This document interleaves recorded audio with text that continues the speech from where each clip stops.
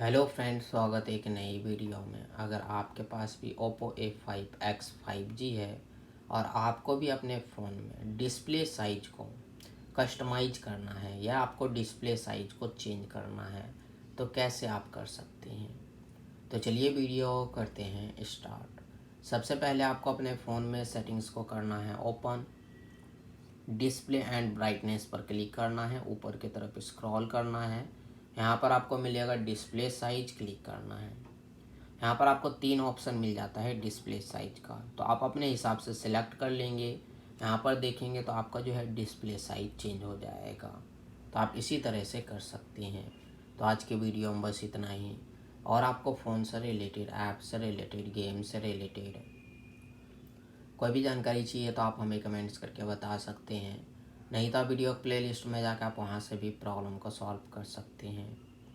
और हमारा वीडियो देखने के लिए share, subscribe, like, bell icon का बटन ज़रूर दबा दें ताकि नए वीडियो का नोटिफिकेशन आपको मिलता रहे। मिलते हैं नेक्स्ट वीडियो में एक नई टॉपिक के साथ। तब तक के लिए नमस्कार।